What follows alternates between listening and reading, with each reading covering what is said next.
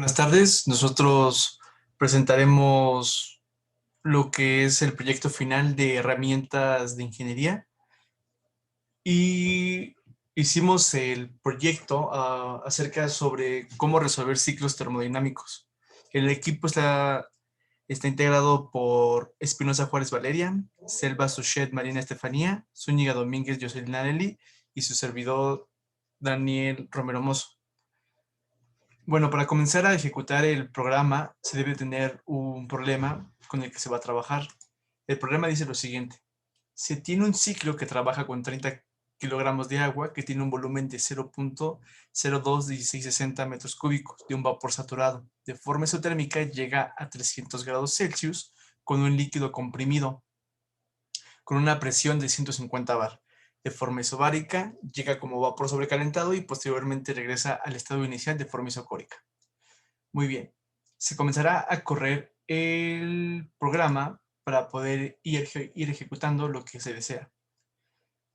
Se nos da una caja de mensaje y en esa caja de mensaje nosotros podemos seleccionar si el problema es de 2, 3 o 4 procesos. En este caso, estamos hablando de 3 procesos. Al darle clic a esta opción nos dará una tabla y esta tabla nos ayudará a saber qué es lo que estamos haciendo. Y aquí el usuario deberá meter los datos que se le dan al principio del problema. No tenemos una presión en el proceso 1, así que aquí es un 0. Tenemos un volumen de 0.021660. Tenemos una temperatura de 300 Celsius. Y para que el usuario pueda meter esto en una tabla, se le dan valores a lo que es el vapor saturado, líquido saturado, vapor sobrecalentado, etc. En este caso, para el proceso 1, tenemos que es un vapor saturado, así que le colocamos un 1. Posteriormente, seguimos con el proceso 2. En el proceso 2 sabemos que tenemos una presión de 150 bar y que tenemos una temperatura de 300 Celsius. Para el proceso 2, el estado, la sustancia pura se encuentra como líquido comprimido, así que le ponemos un 4. Para el proceso 3, tenemos una presión de 150 bar y un volumen de 0.021660 metros cúbicos. El proceso 3 está de forma que es un vapor sobrecalentado, así que le colocamos un 3. Y para finalizar con esto, tenemos una masa utilizada en el problema que es de 30 kilogramos. Ahora, al ejecutar esto, el programa nos dará una tabla que ayudará al usuario a saber qué es lo que está haciendo. Como podemos ver, están los valores que se dieron y se metieron en la tabla y que se vieron en el problema. Ahora, también se le da aquí una especificación al usuario de qué es lo que vale el 1, el 2, el 3, el 4 y el 5 en el estado. También se le indica al usuario que debe identificar en qué tipo de estado se encuentra la sustancia y si el estado está en vapor saturado, líquido saturado, vapor sobrecalentado o un líquido comprimido, sin tener la necesidad de interpolar, se ponen los valores directos de las tablas. Como estos valores en el proceso 1 es un vapor sobrecalentado y en el proceso 2 es un vapor saturado, perdón, y en el proceso 2 es un líquido comprimido, esos valores salen directos de tablas que el usuario tiene a la mano.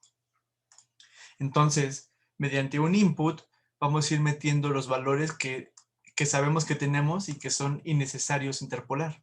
De esta forma, metemos para la presión 1, 85.879 bar.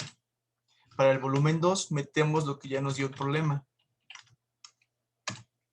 Metemos la temperatura que igual ya tenemos. La energía interna la sacamos directamente de tablas, que no hay necesidad de ponerlo y que lo saque MATLAB, eso lo puede sacar directamente el usuario de sus tablas.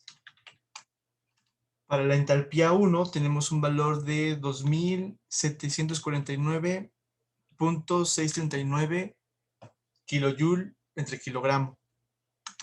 Y para la entropía 1, igual este valor sale directo de tablas, sin necesidad de interpolar nada. Y seguimos con el proceso 2. Tenemos una presión de 150 bar que nos da el problema, este valor del volumen sale igual directamente de tablas, y la temperatura también es una que ya no nos da el problema porque es isotérmico. Los valores de entalpía interna en el segundo proceso igual se sacan directos de tablas. Lo mismo para la entalpía. Y posteriormente lo mismo para la entropía, que es de 3.227902. Para el proceso 3, únicamente lo que se conoce, y como es un vapor sobrecalentado, nosotros al entrar a las tablas de forma manual, por así decirlo, el problema es que no tenemos este valor en las tablas, entonces aquí es donde se debe de comenzar a interpolar. Para esto se le pide al usuario que coloque los valores que ya conoce, que es de 150 bar, que es la presión, y el volumen, que es de 0.021660 metros cúbicos.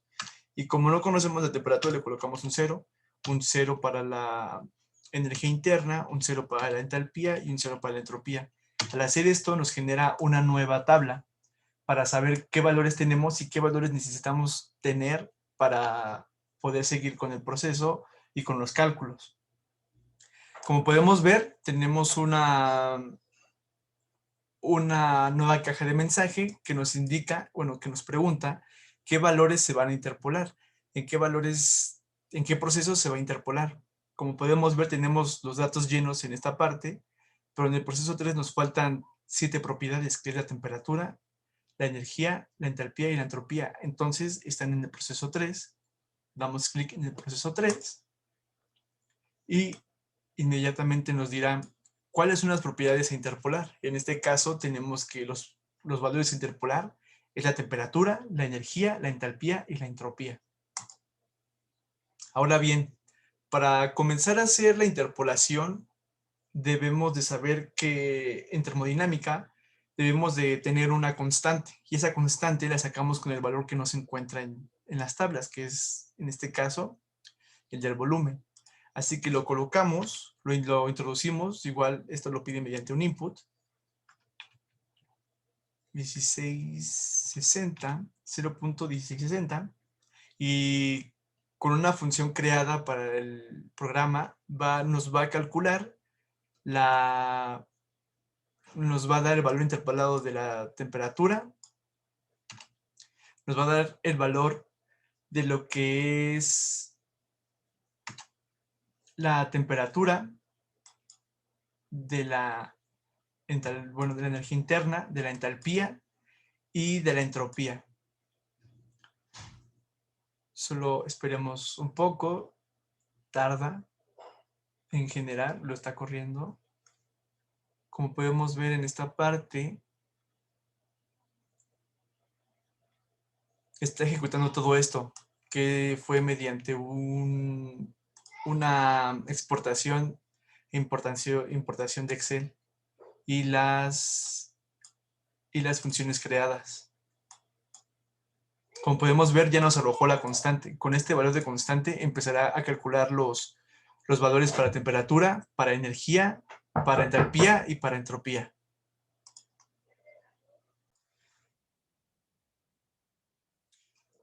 Como podemos ver, ya nos empieza a dar los valores interpolados para la temperatura, para la energía, para la entalpía, y falta un cálculo más, que es la entropía.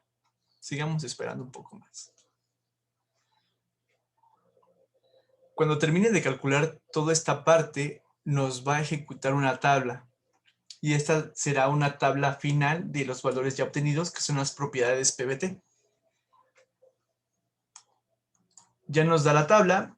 Ahora nos dice que tenemos que identificar qué proceso es de 1 a 2, y de 2 a 3, y después de 3 a 1. Esto lo hace para hacer unos cálculos energéticos que nos ayudarán a saber con qué máquina o qué máquina estamos trabajando. Entonces, como podemos apreciar, del proceso 1 al proceso 2, tenemos temperaturas iguales. Entonces, del proceso 1 al proceso 2, es isotérmico. Ahora, nuevamente nos vuelve a preguntar, ¿qué tipo de proceso es de 2 a 3? Tenemos presión igual en 1, en 2 y en 3, entonces eso significa que es isobárico. Ahora, por último, nos preguntan, ¿qué tipo de proceso es de 3 a 1? Tenemos un volumen igual en el 3 y un volumen igual en 1, y a esto le llamamos un proceso isocórico. Cuando colocamos todo esto, el programa ejecuta una serie de operaciones que ya están descritas en un switch, y de esa forma nos dará una tabla final. Esa tabla final sirve para saber qué es lo que vamos a hacer con estos valores que se deben sumar. Un dato interesante y a considerar es que la delta U, la delta H y la delta S siempre deben de dar 0. Si no dan 0 es que el problema está mal. De igual forma, si nuestro valor de calor y de trabajo son iguales pero de signo contrario, quiere decir que nuestros cálculos fueron correctos. En este caso podemos apreciar que tenemos un valor elevado a la menos 12 y otro valor elevado a la menos 15.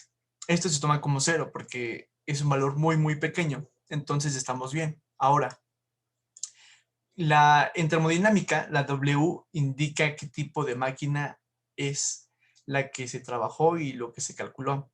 En este caso, la W es negativa, por lo tanto, aparece una caja de mensaje que nos ayudará a identificar tanto qué máquina es como la eficiencia térmica en caso de ser una máquina térmica o el coeficiente de realización en caso de ser una máquina frigorífica. En este caso, la W tiene un valor negativo y esto facilita la observación para el usuario.